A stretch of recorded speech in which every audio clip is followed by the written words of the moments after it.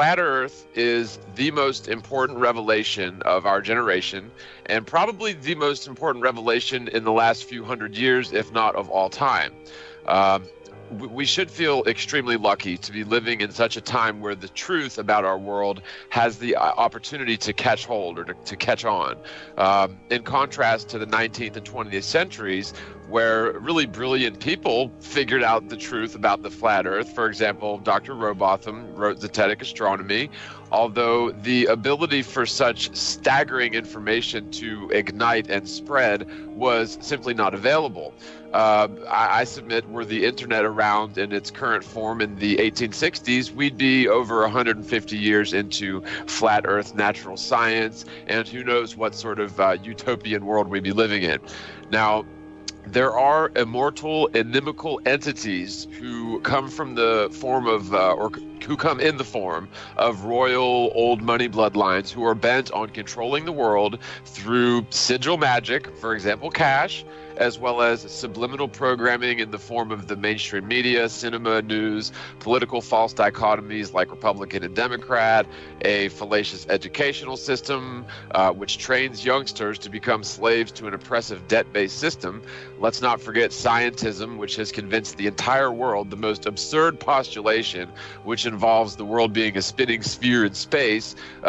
We need to burn fossil fuels to have energy, which is a blatant greedy lie motivated by greed at least, as well as preposterous theories like evolution, which has no supporting evidence to speak of, and of course the Big Bang infinite universe theory, which has been solidified as concrete fact in the minds of the entire world practically, ultimately to position us as an insignificant speck of dust in the infinitely expanding universe theory, which is indeed the root cause of atheism, nihilism, and all sorts of psychological problems, with simply being completely absorbed in a fictitious version of reality. Now, in this fictitious version of reality, which is the globe, it allows the so-called illuminated elite controllers of the world to use this fact against us, this fictitious version of reality against us, to an unbelievably profound extent. Flat Earth truth, again, is the most powerful antidote to the corporate fascist world government, which is already in place, sort of in a beta state, complete with their centralized World Bank, modeled after the usury, illegitimate, illegal Federal Reserve scandal of America.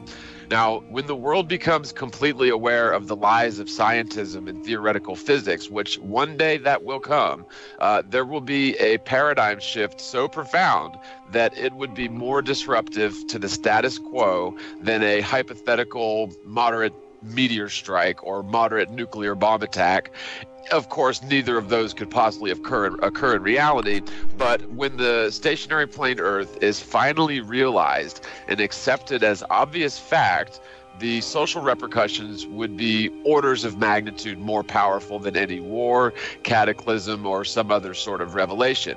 Now, these so-called elite interests that I've been speaking of do not want the status quo affected, as a small group of people control about 99% of the wealth, real estate, physical assets, and businesses of the world. Because flat Earth truth is such a grave threat to their status quo, we should absolutely expect to see agent provocateurs inserted into the flat Earth community, which it is indeed a community, in order to divide the grassroots movement into opposing factions or opposing camps, which will eventually be used to nullify one another or cancel each other out. Ultimately, you'll see the flat Earth movement self-defeat itself from within if these plans come to fruition. Now, at that point, if the flat Earth movement self-destructs from within, at that point, when the grassroots movement is in shambles, there will be sort of a corporate fascist flat Earth anti-authority setup to commandeer or co-opt the truth movement, claim it's been debunked, and then our grandchildren are learning about how fast they're spinning around, orbiting the sun.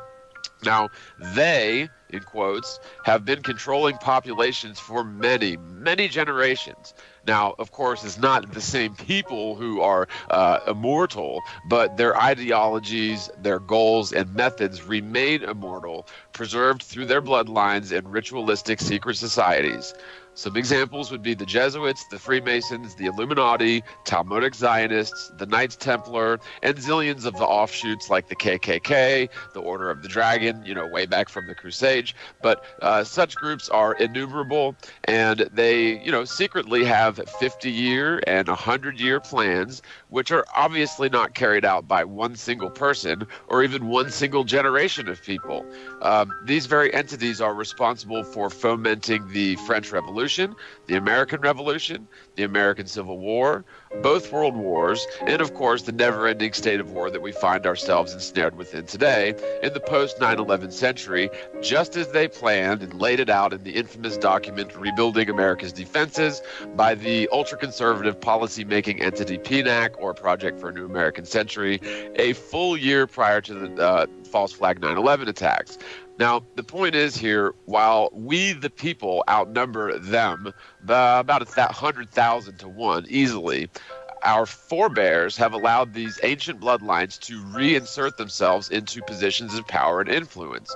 Now, they certainly have a plan to quash the Flat Earth community and the Flat Earth movement. However, we must not allow ourselves to be divided by psychopathic, manipulative agent provocateurs. Now, just a quick FYI, agent provocateur literally is defined as a noun, a person who induces others to break the law so that they can be convicted. Now, this is sort of an old school, general definition, and I would submit that it could entail people who insert themselves into a grassroots movement, gather a following in order to begin inserting certain ideologies into their narrative. They will appear to be genuine people of the grassroots movement. They will usually appear to be the most prominent figures within that movement. An example in the history past would be Gloria Steinem, who created Miss Magazine during the women's liberation movement, although Miss Steinem is an admitted CIA asset and was operating as such for the duration of Miss Magazine, which was heavily influential on young women during the women's liberation movement. Now, not to get off on the tangent of women's rights, but the government had a 50 or 100-year plan to break up the family unit itself, and this was a long-term, concise plan. In a quick summary, that plan involved doubling the tax revenue.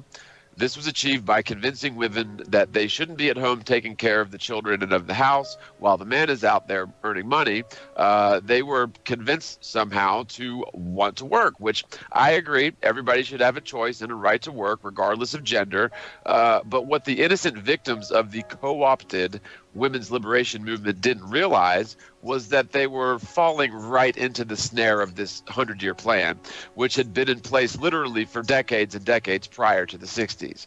Now, by convincing women to demand the right to work, not only did they double the workforce, which naturally means cheaper labor based on the fundamental principle of supply and demand, and simultaneously doubled the number of tax-paying workers for the government's revenue stream.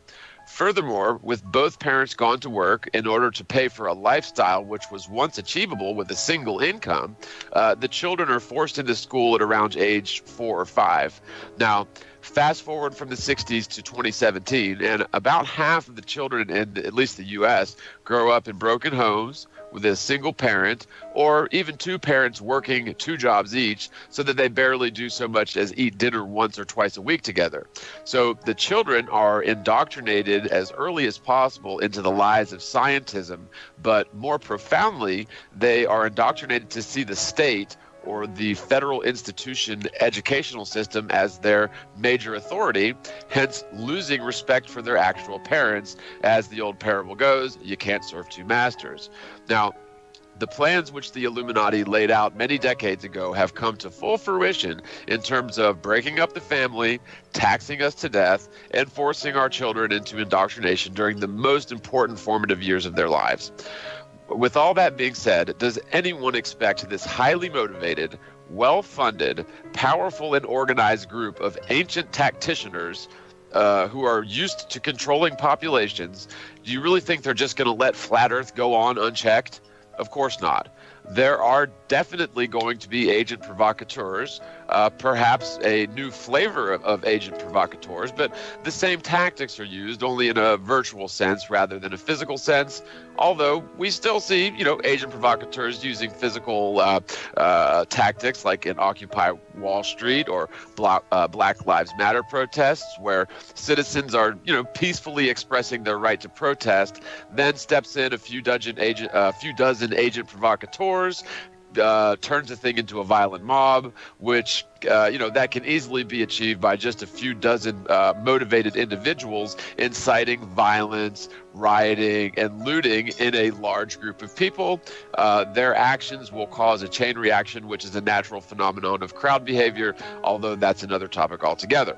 Now, in the Flat Earth movement, whenever you hear someone saying things like, "This is a leaderless movement, but I'm the leader of the movement," or "There's no such thing as a Flat Earth community, but I want to develop a platform where Flat Earthers can come together and talk about Flat Earth and discuss our views and different topics as a group about Flat Earth," or Flat Earthers who say Flat Earthers who monetize their videos are not credible and they're just doing Flat Earth stuff for the money, which is ridiculous.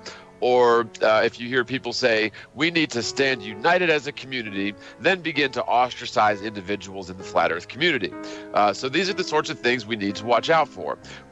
We also need to be wary of people who are dishonest and are found to be dishonest, compulsive liars, even if their lies don't necessarily pertain to the Flat Earth. The best way to destroy the Flat Earth movement is to invent a leadership role, which is ridiculous, and supplant some cult of personality into this leadership role who will ultimately discredit the Flat Earth truth by proving to be either untrustworthy or a non-credible source of information. Flat Earth, I'm sorry, but it belongs to everyone. The world belongs to each and every person equally, just as the truth belongs to everyone equally. Nobody can patent the truth and claim royalties on other people's dissemination of the truth.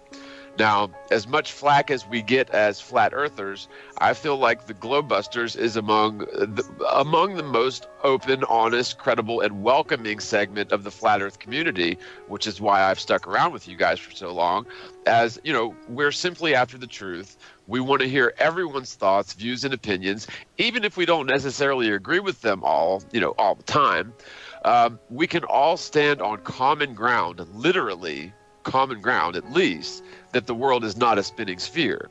Now, that is the main differentiation between Flat Earthers and everyone else.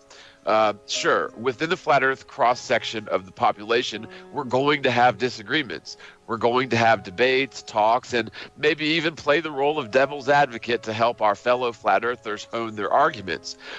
One thing we will never do, or I will never do personally, is ostracize fellow Flat Earthers because I disagree with them on menial issues. We may argue, and the arguments may get heated, even hypothetically, but at the end of the day, we're all on the same team here. Anyone who has the gumption to come out in public and stand up for what they know to be right, in spite of the personal adverse repercussions, will always be held in a special regard, in my opinion. We definitely need to stand unified, however, on common ground, lest we be divided and conquered, which is the oldest and most effective method in the playbook of our adversary, who represents deception, evil, and disharmony. In order to fight against this adversary, we must stand together as one unit, and we simply cannot fight evil with evil. We cannot fight fire with fire, and you cannot fight disharmony with disharmony. It is my personal mission, even if I'm just speaking for myself here, to bring truth and light to as many people as possible. I certainly have no intentions of making enemies with anyone, even globetards, and especially not fellow Flat Earthers. With that being said, we really must watch out for people claiming to be Flat Earthers, yet continuously driving wedges between segments of the Flat Earth community, and then scoff at the idea of a Flat Earth community. We need to watch out for Flat Earthers who speak the well-known, well-publicized, moderately accepted facts about Flat Earth, but appear to be motivated by greed or posturing themselves as a dogmatic leader in a grassroots movement that has no room for a leader. Now, I would say that with one exception, The creator of all things, the world, the celestial mysteries, the possible frontier, and the beautiful mystery of life, is in control of everything, including this movement. Now, whether you adhere to Scripture or not, certainly no one can deny that the greatest deception of all time known to us is being revealed to the world before our very eyes. Now, not only the deception involving the flat earth, but deceptions running through all gambits of things dating back through history right up to current events today that are being revealed to new people daily. This truth movement is strong, but it does have its weaknesses, and the weaknesses appear to involve the egos of people who claim leadership status of the community, or those who claim that there is no community, yet claim leadership status over the congregation of flat earthers who are congregating around them. Well, I don't know what you would call that other than a community, but some of these flat earthers behave more like globe earth minions than they do flat earth truthers. At the end of the day, we can only win this battle with love, truth, and light. Everything else is playing the adversary's game, which you will never win. The only way to win a game of evil, deception, and disharmony is to not play the game and to use light, harmony, and righteousness. The Flat Earth Sun and Moon Clock App, a dynamic new app to teach family and friends about where they actually live. The sky is a perfect clock. The sun measures the hours and days. The moon measures the weeks and months. The star constellations measure the seasons and years. 12/12 or 24-hour clock face, or go hands-free. The Flat Earth Sun, Moon, and Zodiac Clock App with new added features. World Time. See what time it is all around the flat Earth. A true Earth compass that shows true navigation across and around the flat Earth plane. Weather. Tap for detailed local weather information. Know what phase and where the moon is at all times. Watch the sun travel between the tropics for the seasons. Select an amazing background. Add your own or have the app change it to a new one automatically every time you use the app. Add a countdown to your next big date. Learn the truth about our world with the featured video of the day. Web button for additional flat Earth related features, from the mythical curve calculator all the way to Tartaria. While talking to friends, easily pull up pictures that expose the globe lie and shine light on the flat Earth truth. Video playlists in different languages. See the real trade winds circling the flat Earth, and clean screen features. Simply click off the items you don't wish to see. The Flat Earth Sun, Moon, and Zodiac Clock app is the best tool to show your friends and strangers how our flat Earth actually works.